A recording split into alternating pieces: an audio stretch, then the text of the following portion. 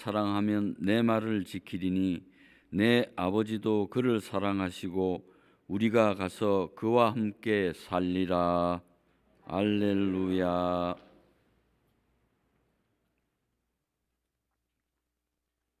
주님께서 여러분과 함께 또한 사제의 영과 함께 마르코가 전한 거룩한 복음입니다. 주님 영광 받으소서. 그때 율법학자 한 사람이 예수님께 다가와 모든 계명 가운데서 첫째가는 계명은 무엇입니까? 하고 물었다. 예수님께서 대답하셨다. 첫째는 이것이다. 이스라엘아 들으라. 주 우리 하느님은 한 분이신 주님이시다. 그러므로 너는 마음을 다하고 목숨을 다하고 정신을 다하고 마음을 다하여 주 너희 하느님을 사랑해야 한다. 둘째는 이것이다. 내 이웃을 너 자신처럼 사랑해야 한다. 이보다 더 큰 계명은 없다. 그러자 율법학자가 예수님께 말하였다. 훌륭하십니다, 스승님. 그분은 한 분뿐이시고 그밖에 다른 이가 없다 하시니 과연 옳은 말씀이십니다. 또 마음을 다하고 생각을 다하고 힘을 다하여 그분을 사랑하는 것과 이웃을 자기 자신처럼 사랑하는 것이 모든 번제물과 희생 제물보다 낫습니다. 예수님께서는 그가 슬기롭게 대답하는 것을 보시고 그에게 너는 하느님의 나라에서 멀리 있지 않다 하고 이르셨다. 그 뒤에 어느 누구도 감히 그분께 묻지 못하였다. 주님의 말씀입니다. 그리스도님 찬미합니다.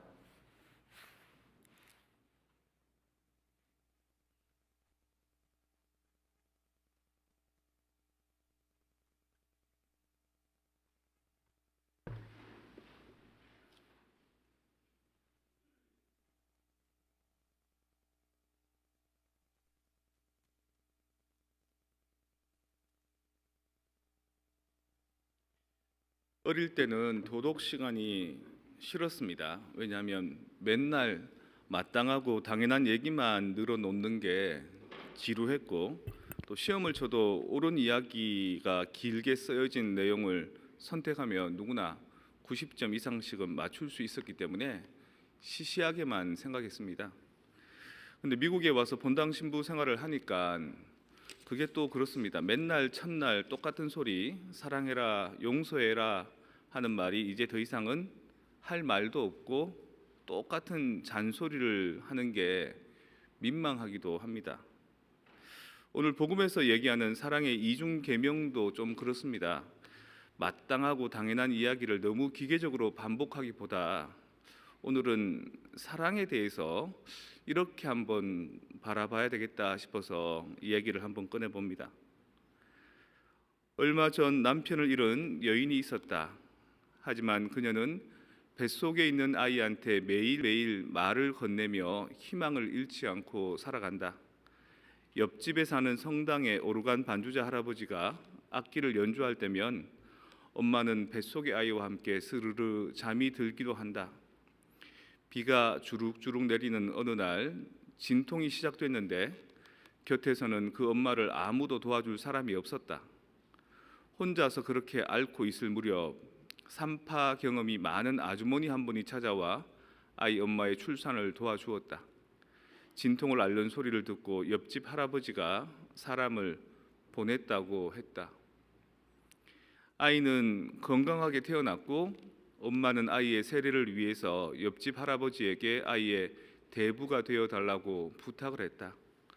옆집 할아버지는 아이에게 선물을 하나 주고 싶은데 자신이 저녁 기도 때 오르간을 연주하면 그때 아이를 위해 소원을 한 가지 빌으라고 했다.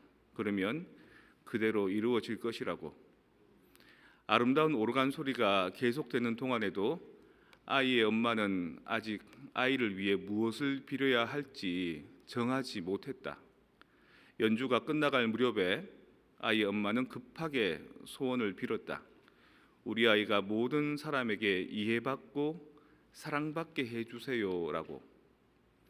아이가 어렸을 때 가장 좋은 시간은 옆집에 사는 대부와 함께하는 순간이었다. 대부의 방에서는 아름다운 노래가 흘러나왔고 하늘에는 작은 천사들이 날아다녔다. 황금빛 작은 천사들은 그와 함께 장난을 치며 놀았다. 아이는 서글서글하니 멋있고 매력이 있었다. 주변의 모든 친구들이 아이를 중심으로 모여들었고 어른들도 그 아이가 어떤 실수를 해도 다 받아주었다. 그만큼 아이는 사랑스럽기만 했다. 어느 날 여자애 하나가 아이에게 제발 입맞춤을 한 번만 해달라고 애원을 했다. 그 아이는 여자애가 가져다 준 반지만 바라보면서 키스는 한운동 만운동 성의 없이 여자를 상대했다. 이 모습을 지켜본 아이의 엄마는 처음으로 자신이 아이를 위해 빌어준 소원이 잘못된 것은 아닌가 의심이 들었다. 아이의 소문은 멀리 대도시까지 퍼져나갔고 거기에서 한 유력한 부자가 아이를 위해 좋은 학교에 다니도록 후원을 해주겠노라고 나섰다. 그렇게 아이는 엄마 품을 떠나 도시로 나가서 살다가 몇 년 만에 처음 다시 집으로 돌아왔다. 어머니가 병이 들어 더는 살지 못할 거라고 대부가 편지를 보내왔기 때문이다. 그가 고향집에 도착하자 어머니는 곧 돌아가셨다. 장례를 치르고 그는 늙은 대부와 마주 앉았다. 너의 어머니는 좋은 분이었어. 나는 너한테 예전처럼 음악을 들려주고 작은 천사들을 보여주고 싶지만 변해버린 내게는 이제 그럴 수 없다는 것을 너도 알고 있겠지. 언젠가 외로워지는 날이 있을 거야. 그때 그리움에 가득 찬 마음으로 간절히 찾는다면 다시 한번 너는 그 노래를 들을 수 있을 거야. 아이는 엄마의 장례도 오랜만에 만난 대부와의 만남도 귀찮기만 했다. 자기를 후원해주는 그 부자의 부인이 날마다 갖다주는 선물과 향락이 그리울 뿐이었다. 풍요로운 삶이 파도처럼 그를 덮쳤고 그는 그 물결에 몸을 맡겼다. 그를 애인으로 삼은 부인은 모든 것을 그에게 주었다. 그러나 그의 진짜 애인은 금발을 지닌 시장의 딸이었다. 그는 한밤중에 시장집의 정원으로 그녀를 찾아갔고 여행 중일 땐 그녀에게 뜨거운 편지를 썼다. 하지만 그는 그녀들에게 곧 실증을 냈고 먼 나라로 떠났다. 그는 계속 화려한 생활을 했으며 그를 사랑하는 여자들 틈 속에서 점점 탐욕적으로 변해만 갔다. 그의 영혼은 사악하게 병들었다. 그는 자신을 추종하는 주위 사람들을 역겨워했다. 모든 여자들이 그를 흠모했지만 만족할 수 없었다. 그는 점점 더 악한 인간이 되어갔다. 자신의 매력을 총동원하여 정숙한 여자들을 유혹했고 순진한 사람들을 친구로 삼아 충분히 이용해 먹고는 조롱을 하였다. 부인과 소녀들을 가난하게 만들어 버렸으며 좋은 집안의 젊은이들을 찾아내 유혹하고 타락시켰다. 하지만 그의 마음은 기쁨이 없었고 영혼도 텅텅 비어갔다. 그는 삶의 무가치함에 헤맸다. 때때로 그는 금식을 하기도 했다. 욕망을 잠재우고 다시 한번 시작해보고 싶었다. 그는 아무도 만나지 않고 홀로 시간을 보냈고 이윽고 이제는 세상을 떠나야겠다고 결심했다.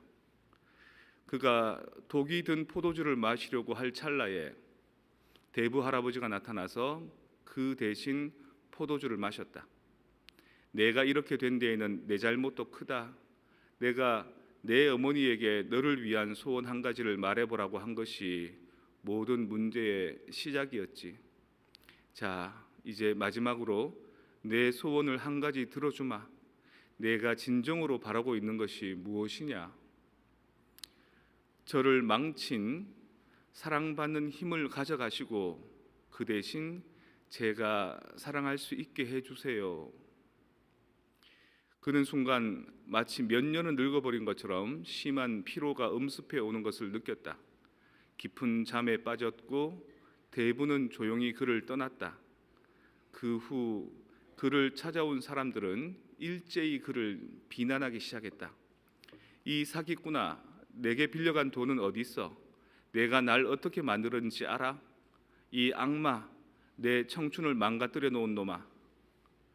모두가 그에게 치욕적인 욕을 퍼부으며 그를 두들겨 팼다. 만신창이가 된 그는 화장실로 들어가 자신의 얼굴을 바라보았다. 생기를 잃은 추악한 얼굴이 그를 마주보고 있었다.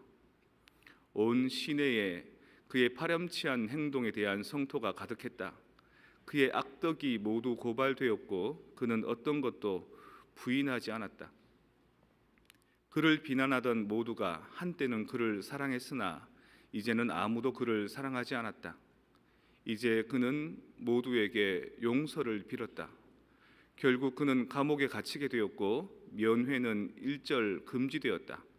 오랜 세월 감옥에서 죗값을 치르고 나왔을 때 그는 늙고 병들어 있었으며 아무도 그를 알아보지 못했다. 하지만 과거의 화려한 생활 속에서 그를 숨막히게 했던 무시무시한 공허와 고독감은 이제 완전히 그를 떠났다. 그는 학교에 가는 아이들을 사랑의 눈길로 바라보았고 집 앞 벤치에 앉아 시든 손을 햇볕에 쬐고 있는 노인들을 사랑했다. 그는 모든 사람들을 사랑의 눈길로 바라보며 깊은 생각에 잠겼다. 이렇게 온 세상을 방랑하던 그는 세상에 도움이 되는 길을 찾아 나섰다. 더는 예전의 아름다움을 지니지 못해 예전처럼 사람들에게 쉽게 접근할 수는 없었지만 진실한 마음으로 넘어진 아이들을 일으켜 주었고 장님이나 불구자를 만나면 도와주었다. 이젠 사람들을 만나면서 참된 삶이 어떤 것인지를 깨달아갔다. 그 기쁨과 행복은 말할 수 없이 놀랍고 소중했다. 빈민 구호소를 찾아간 그는 가난하고 비천한 인간이 시련과 인내를 통해 죽음을 극복해가는 모습을 보았다. 죽음 앞에서도 고요하고 위험 있는 얼굴도 아름다웠지만 예쁘고 순결한 간호사들의 사랑과 인내심 또한 더없이 아름다워 보였다. 그의 머리는 백발이 되었고 눈은 병들고 둔해졌지만 그 얼굴의 미소만은 늘 사라지지 않았다. 흰 눈이 몰아치던 어느 초겨울 그는 한 도시의 좁은 골목으로 돌아왔다. 그곳은 대부 할아버지의 집이었다. 처음 봤을 때의 모습이 그대로인 대부는 이제 늙고 초라해진 그에게 천사가 춤추는 것을 다시 보고 싶지 않냐고 물었다. 너는 참으로 착해졌구나. 눈은 그 옛날 너희 엄마가 살아계시던 그때처럼 착하고 부드러워졌어. 다시 나를 찾아주다니 정말 고맙구나. 대부가 그의 머리를 무릎에 얹자 정교하고 유쾌한 음악이 부드럽고 황홀하게 어두운 방을 울리기 시작했다. 수천의 작고 빛나는 천사들이 쏟아져 나와 하늘에서 아름다운 춤을 추었고 다시 발견한 낙원에서 아이 같은 마음으로 모든 것을 내려놓았다. 그런 상태로 그는 영원히 잠이 들었다. 사랑도 부작용이 있는 것 같습니다. 온 마음과 온 정신으로 주님 사랑하고 이웃을 내 몸처럼 사랑하고 사랑 유행가 가사에도 그렇게 많이 나온 사랑. 하지만 그 사랑의 이중 계명이라는 게 하느님 사랑하고 이웃을 내 몸처럼 사랑하는 것만이 아니라 사랑을 받는 것과 사랑을 주는 것에 대한 이중 계명일지도 모르겠습니다. 이 두 가지가 함께 하지 않는다면 그 사랑 때문에 우리는 망가지고 맙니다. 많은 사람들이 이해받기 바라고 사랑받기 바라고 심지어 내 자식들도 모든 사람에게 그렇게 되기를 바라지만 우리는 프란치스코 성인의 위로받기보다는 위로하고 이해받기보다는 이해하고 사랑받기보다는 사랑하게 해 주소서라는 기도를 해야 할지도 모르겠습니다.